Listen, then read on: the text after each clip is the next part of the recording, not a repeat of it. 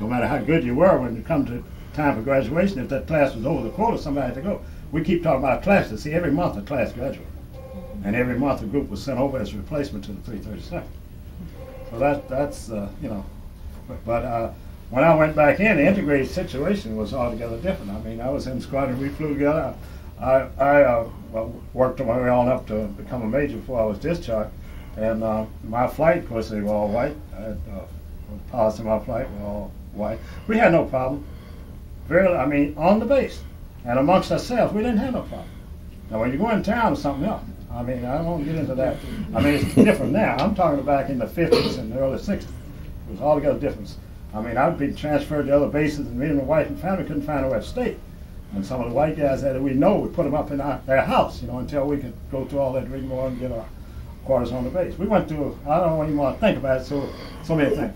But as far as the treatment we received by the Air Force, everything was 100% different.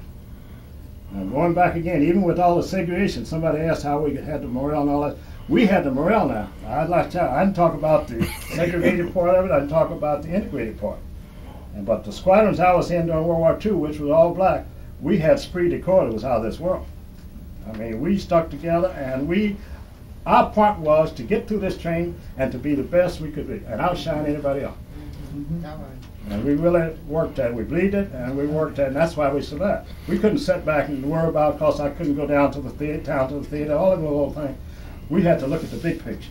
Right. And that's what we did. Well, we was the Godman Field. We had the best safety record in the 1st Air Force. That's all along the East Coast. So what you have to bear in mind is this is the 50th anniversary of the United States Air Force. So this is 1997. You can go back 50 years. And the Air Force they will play quite a role in Thunder over Louisville this year. I think it starts on April the 16th. We'll take one more question from someone who hasn't asked one.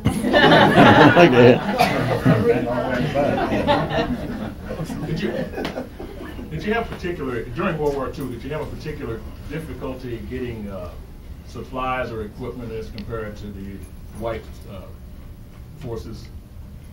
That's one thing, the delayed deployment of the 477 that we were in.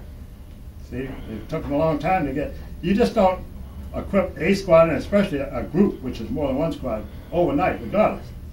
But then when you got to go through all this, you know, segregation that existed and all that stuff, and get all the supplies, get the people trained at segregated installation, and all that kind of, it was a problem. I never had a flying suit the whole time I was in service. Never had a flying suit. And I encourage anyone, because the Tuskegee Airmen will remain for as long as we need them to. They are retired. Well, like I see, there is not an original Tuskegee Airman under 70 years old. So most of us don't have no jobs. But what I will encourage everyone to do is stick around, and if you It's have hard some to tell. We questions, wouldn't know. because we also, Terry has arranged for another presenter to be present to kind of tell us about the Delancey sisters, another part of our history. So I hate to cut it off, but again, we will be able to come back after this presentation.